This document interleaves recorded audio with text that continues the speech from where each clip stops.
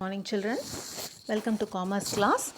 So in the last few classes we were seeing about the different forms of organization, and under that first we saw about sole proprietorship concern or sole traders, and next we saw about partnership, third we saw about joint stock company, and the next type of form of organization is cooperative form of organization. Now before going to the topic, let us understand what is this form of business organization, what we call as a cooperative society or a cooperative form of organization. Here, this type of business organization, it is basically owned and it is controlled by the people whoever are the beneficiaries of that particular society. Suppose for example, minimum 25 people join together and they form a cooperative society, and the people who have become the members of this cooperative society have some common interest, and they work for the cooperative society, and the benefits which is got out of this business is being shared only by the members of the cooperative society. It is not let for public subscription, no equity distribution is there, and the people whoever are the members of the cooperative are the beneficiaries of whatever is the profit that is being earned by the cooperative society. See, this concept of cooperative society first was started in England in the year 1844. Underline this. And Rockdale Pioneers was the first cooperative society started, and it was started in England. Basically, it was started among these mining groups. Okay, this paragraph tells us about that. Please underline this. The first cooperative movement, it was started by Robert Owen in the year 1844. It was started in England. The minimum members were 28 people were the minimum members, and these members together they started cooperative society called as Rockdale Society of Equitable Pioneers. And gradually this sort of organization started getting its scope, and later on it was extended in the areas of credits, in the areas of farming, marketing, processing, housing, transportation, insurance, fisheries, poultry, dairying and all. So this concept of cooperative trading, basically it is not for profit. The main objective of this cooperative society is not profit oriented. It is to benefit the members of the cooperative society. Let us look into the definition of cooperative society. It is a form of organization in which persons voluntarily associate together as human beings on the basis of equality for the promotion of economic interests of themselves. This was given by Calvert. Let us split at the definition and understand what is cooperative. It is a form of organization. Okay, what is it basically? Who basically comprises this cooperative association? Primarily, no one is forcefully getting into the society. They volunteer and they form an association together just as human beings.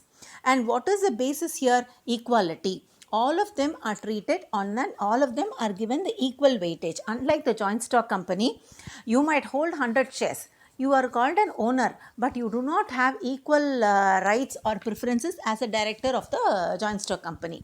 But here in an cooperative association, all the human beings who become the member of this cooperative association are equal, and they promote in the economic interests of themselves. All of them take part in bringing or in upbringing this society, and the interest is being shared only among themselves. Okay, another definition is cooperation is better farming, better business and better living.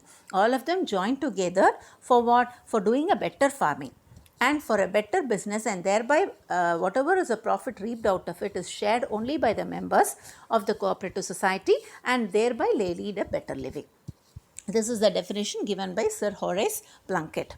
And a few examples of cooperative societies are Indian Coffee House, Mother Dairy, Shri Mahila Griha Udyog Lijat Papat. Okay, all those are the businesses which are based on the cooperative form of organization. Now, for a cooperative form of organization, there should be certain principles underlying the formation of a cooperative society. What are those principles? First principle is voluntary and open membership. No one can force a member to become a member of a cooperative society. if you are willfully coming forward to become a part of the society and thereby work for it and get the benefit of it, you can become a member. So it is voluntary association and the membership is open for everyone. Okay, it is open irrespective of the gender. You can belong to any social class, you can belong to any race, you can be a politically, you can get involved into politics, or you can be a non-politician also.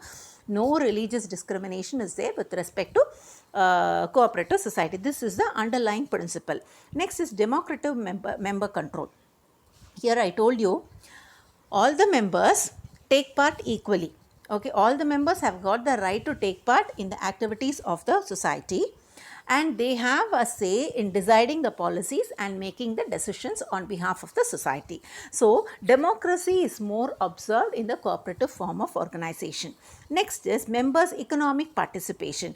Whenever we say economic, it is related to money only. The contribution which is being done by the members are on equal basis. It is not like I have huge amount of money, I invest in this. Because where do we do such investments? We do such investments only in a profitable business investment, where we invest with an intention of earning returns as dividends. But here it is not like that. All of them contribute equally. Okay, so democratic contribution is there, as well as the benefits of the benefits are also taken only in proportion, not in the proportion of the capital. Next is autonomy and independence. See, the cooperatives are autonomous organization. They have separate acts which is being, all the cooperatives come under the separate act being given by the government of India, and the maintenance and the members also have a democratic control is being done by the members, and the maintenance of the cooperatives is also autonomous. Autonomous body means that which decides on its own is autonomous. Next is education, training, information. See, the cooperatives, they also provide education for the members. Okay, these are the principles. They have to provide education to the members and give proper training for the members. They elect their representatives, and they have employees also. They appoint employees to do the work, and the efficiency or the maximum better efficiency of work is being done by employing the members, and monitoring is done by the members. And it is the members also inform that the general public about the nature and benefits of the formation of cooperative societies. Next is cooperation among the cooperatives. Next is cooperatives serve their members most effectively and strengthen the movement of cooperatives itself by working together through on a national level basis, or on a regional basis, or on international structures also. These cooperative movements are very, very strong and popular. Next is concern for community. While focusing on the needs of the consumers, good development, good interest is also focused on the development of the communities, and the policies and the programs are being accepted by the members of the cooperative society. Next is, you could see the symbol of the cooperatives. A cooperative movement, cooperation movement, and in the year 1922, the International Cooperative Alliance organized this particular logo, for cooperatives. Next is the features of cooperatives. When we look into the features of cooperatives, very, very simple features. First point is voluntary membership. Anyone can become a member of the society, and he can become a member at any time, and he can leave the membership at any time also. Next is equal rights. All the members of the cooperative society have got equal rights to vote. They have got equal rights as owners of the business cooperative society. And here, if you are a shareholder, you have one vote. Even if you might have 10 shares, you will be having only one vote. So equal rights is being conferred on the members of the cooperative society. Next is democracy.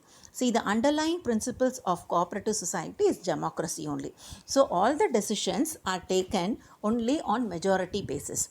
If there are 28 members, if more than 14 members accept for a decision, then decision is being taken. That we call it as democracy. Next is honesty. One of the underlying principles of cooperative society is honesty. The members should be honest. Any person who is with selfish interest, he cannot become a member of the cooperative society. Next is mutual confidence.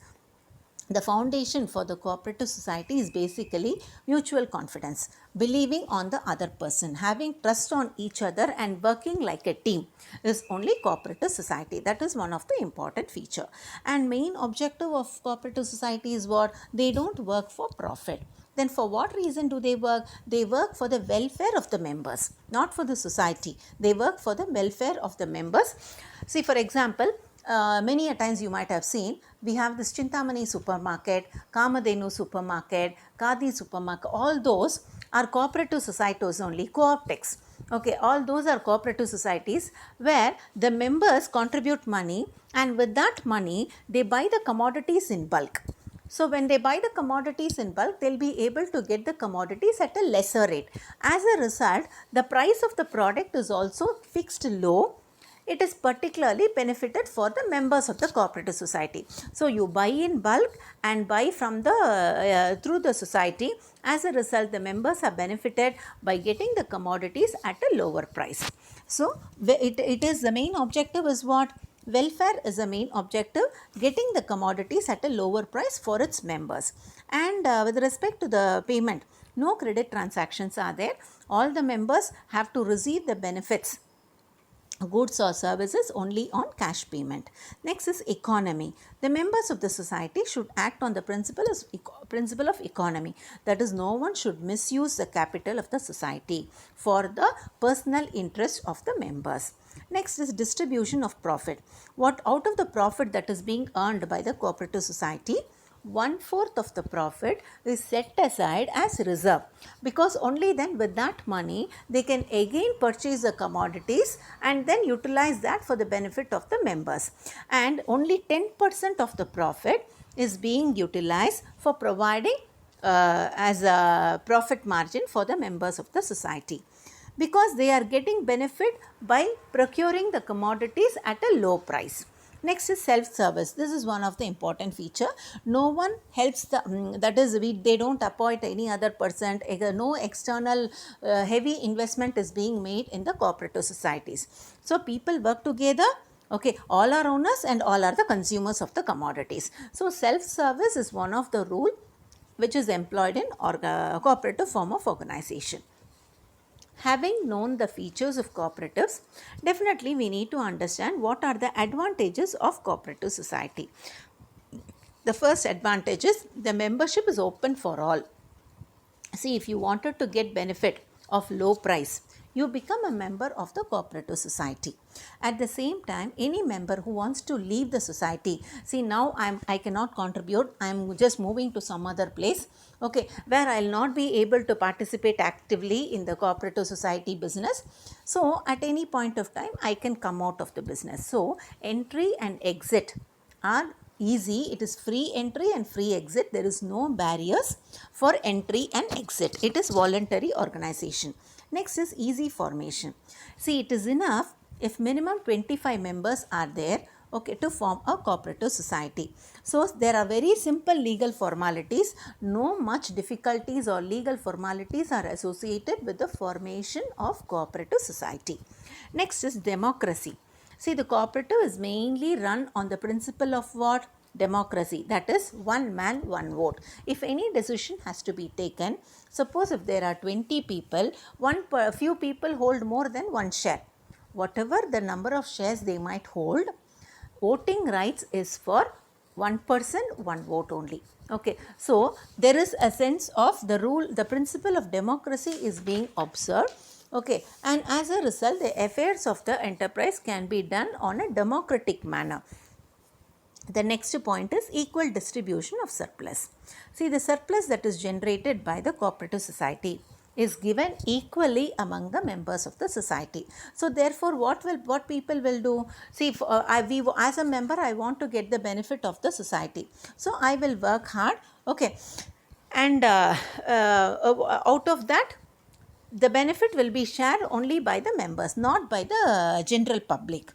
Next is, suppose if there is good amount of surplus, out of that only 10% of the surplus will be utilized for the welfare of the locality in which the cooperative is situated. Next is limited liability. Suppose for example, if there on any circumstances they have to wind up the business. They are not in a position to run the business which is in the form of cooperative society. So what is the liability associated to a member? Whatever is the capital that he has contributed towards the share capital of the cooperative society, that is his liability. So the liability of the members is very much limited to the extent of the capital contributed by each member. They cannot take the personal property of the members for meeting the claims of the creditors. Next is separate legal entity. See, when an association is formed, it attains a separate entity. Okay, it has got a name on its own. They can acquire property on its name. The cooperative society will have a common seal on its name. Okay, so and any number of people can become the members, and they can leave, and on the death of any member, some other member can become the member of the cooperative society. When a person is insolvent, he goes out of the business. So like a joint stock company, the cooperative society also has got a separate entity and perpetual existence. Okay, members can come and go, still the cooperative business can go on. Next is each for all and all for each. Whatever is there, the society is doing. Okay, it is on the basis of self-help and mutual help. We have to help ourselves, and we need to help our co-members also. That is the underlying principle. So the members contribute their efforts for what? For the common welfare of all of them. So each one is for everyone, and whatever is there in the cooperative society is enjoyed by each one of them. Next is greater identity of interest. See, there is the members would interact with each other. They can cooperate and manage all the activities of the society in a very efficient manner. Next is the support, government support. See here, for a joint stock company, you can never think that you can take the help of the government support, because the government never gives any waiver with respect to the taxes, or any rebates or subsidies are not given for the joint stock companies, because their motive is purely profit motive. On the other hand, the government, with a view to promote cooperative societies, the government gives good lot of support by offering loans at a cheaper interest rates, and apart from that, the government provides subsidies also. Subsidies, salugaigal. Next is elimination of middlemen. The underlying objective of formation of cooperative society is what? To eliminate the middlemen. That is, remove the middlemen from the chain of business. So when a few people join together and form society, whatever, if it is farmers association, they buy the raw materials, they buy the seeds in common and distribute among themselves.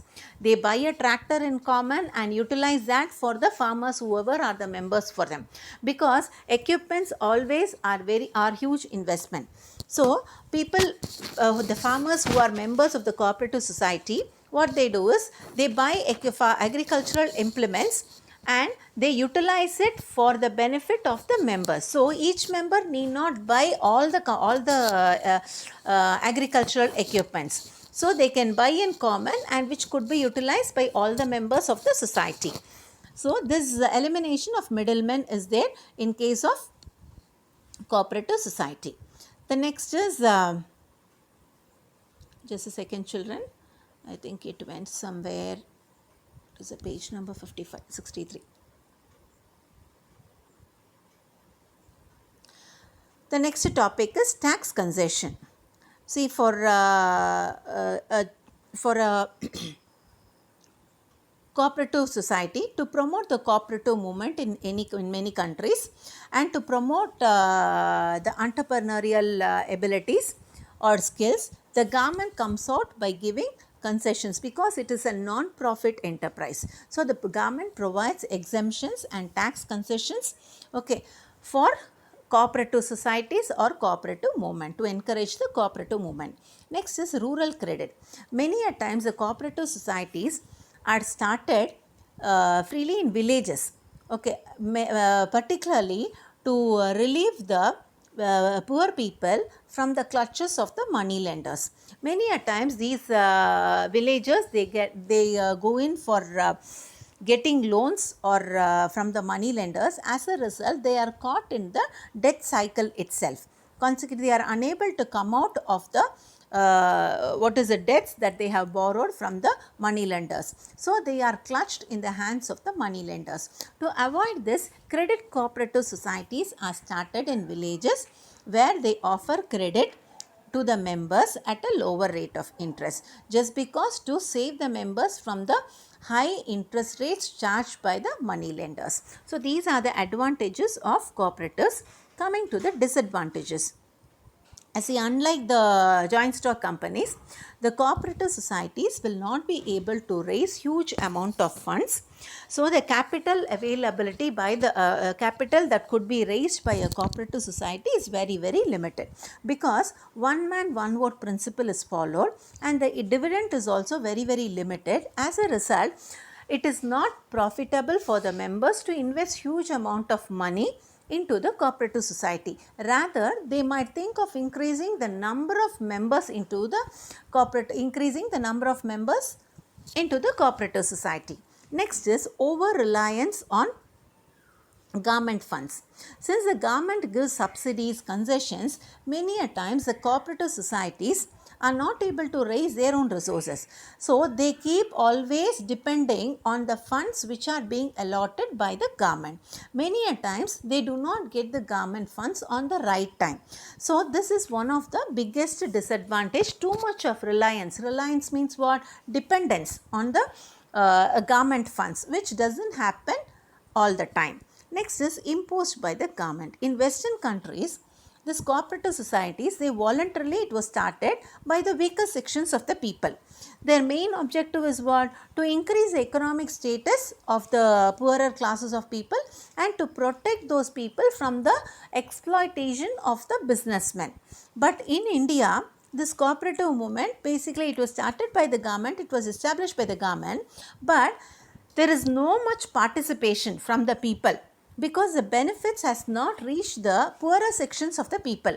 See, it has reached the villages, but only the rich people in the village are getting benefited out of the cooperative societies. It has not reached the level of the poorer sections of the society in our country. Next is benefit to the rural rich. See, this cooperative society, basically it should be implemented in villages particularly, because small farmers, they want money at different stages of their agricultural activity. Every time they cannot go to the money lenders, because they will be caught in the higher interest rates charged by the money lenders, and they will be unable to come out of the from the grip of the money lenders. So for this reason only, credit cooperatives were started in villages. But actually speaking, only the rich people, they elect the managing committee of the cooperatives, and they only manage the affairs of the cooperatives. As a result, whatever is the benefit that is got out of the cooperative society is being enjoyed by the rich people who are in the rural areas, that is in the villages. So the benefits which has to actually reach the hands of the poor people is not done there. Next is inadequate rural credit. Many a times the cooperative societies gives loans only for what purpose? Productive purpose. For non-productive purposes or for personal family expenditures, they do not give. For these reasons, for the personal reasons or for family expenses, automatically these farmers, they have to depend only on the money lenders for the meeting their expenses like marriage expenses, medical expenses, or for other social commitments they have to meet, because the cooperatives provide loans only for what? Productive purposes, not for personal use. So the underlying concept of bringing the poor farmers out of the grip of the money lenders is totally not satisfied, right? Next is lack of managerial skills. See, when you take a joint stock company, it has got adequate finance, so it can take the expertise or caliber of a person who is of all the technologies. As a result, all these expertise could be pulled into the business for getting huge amount of profit. But here, basically, the capital invested in a cooperative society is very less. As a result, Okay. They cannot employ skilled people to work because profit is also not the underlying motive of cooperative society. So, they have limited financial resources, limited qualification resources or skills or technology whichever is needed for the development of the business. So, lack of managerial skills and inefficient management and very poor functioning, all these are one of the biggest are few disadvantages of the cooperative society. Next is there is too much of intervention. Just because the government extends support and funds, the intervention of the government is also on the higher side. Though they say that it is autonomous in taking its own decision, the interference of the government also makes this inflexible. Next is misuse of funds. Few of the members of the managing committee are corrupt. As a result, they swindle the funds of the society. So, by doing this, the society as such, it faces financial problems, and many a times they are forced to close down the cooperative societies because of the misuse of the funds which is being made by few of the managing committee members. Next is inefficiency leading to losses. As I told you, there is lack of efficiency on the part of management. Managerial skills are not available, inefficient management is there. Because of these reasons, they are forced to close down the businesses because of lack of good talents. Next is lack of secrecy.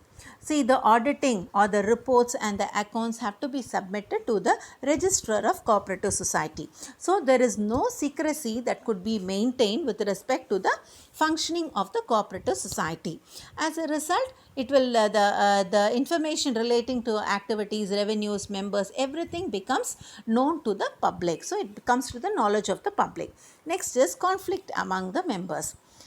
Based on the principles of cooperation and harmony only, the cooperative societies are being set up. In reality, what happens is there might be internal politics among the members, a difference of opinions will be there, and on and often quarrel or rift arises among the members, which leads to dispute, and because of these disputes it leads to dysfunctioning of the cooperative society.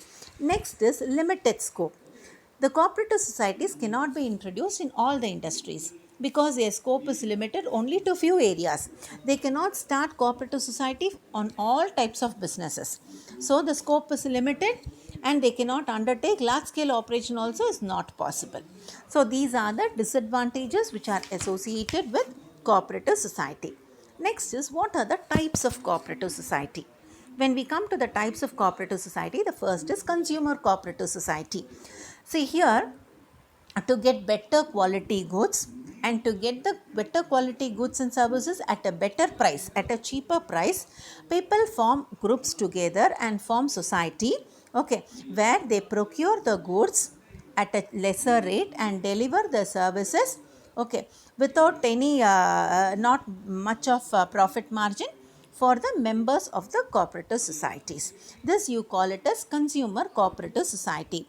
See, through the supply of essential commodities is also done through the public distribution system, and nationwide public distribution system is available with almost 90 million members. Okay, credit union associates are also grown in 100 folds, almost in 3 decades.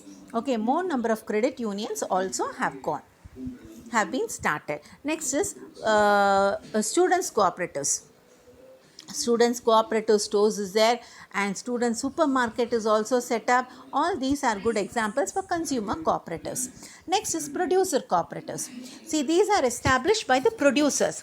The producers, what do is they work together, and the marketing possible, and they work as separate entities, but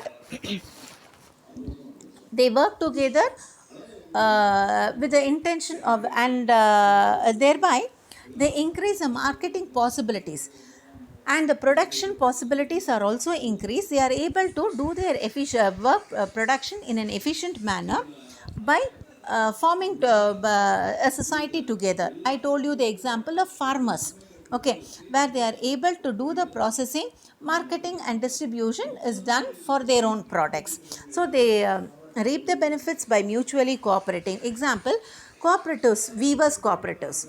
and carpenting cooperatives and match factories. All those are cooperatives. Marketing cooperatives.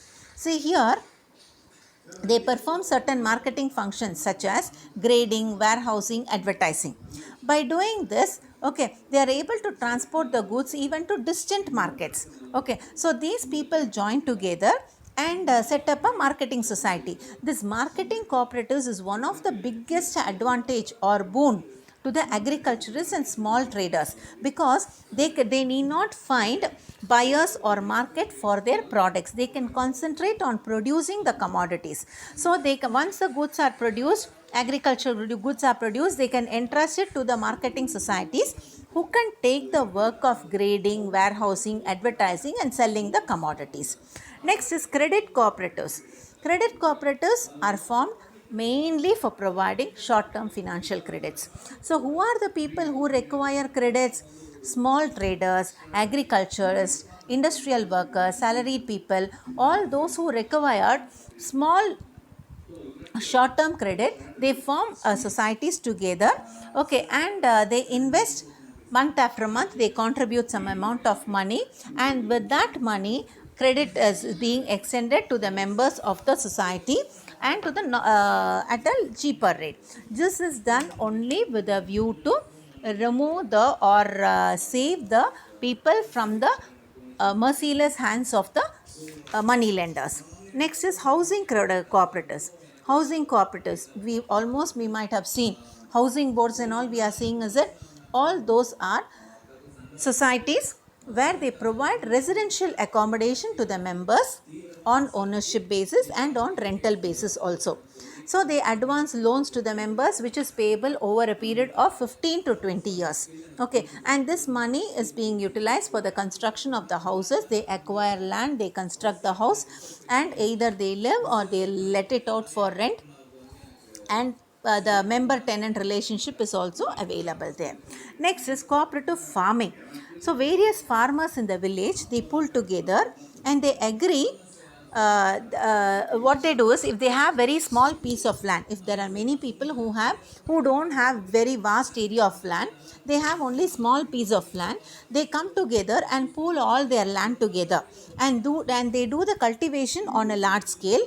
When they do cultivation on large piece of land, they'll be able to do the cultivation at a very less cost of cultivation cost will be very, very less.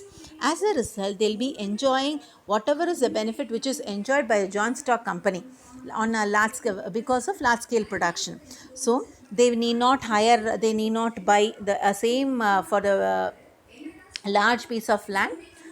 Machines that could be hired, could be shared. Okay, seeds could be bought at a lower rate of interest, and water facility also could be shared by all the people. As a result, the benefits whatever is accrued out of that could be shared by all the people according to their area of land. So this type of cooperative society, you call it as cooperative farming society. I think with this we are finishing this lesson. And with regard to the objectives, answers are given, and for homework I want you to just a second, I want you to write detailed answer, principles of cooperatives, types of cooperatives, okay, advantages of cooperatives, the first three one, principles of cooperatives, advantages of cooperatives, types of cooperatives. That's all children. Have a good day. Bye-bye.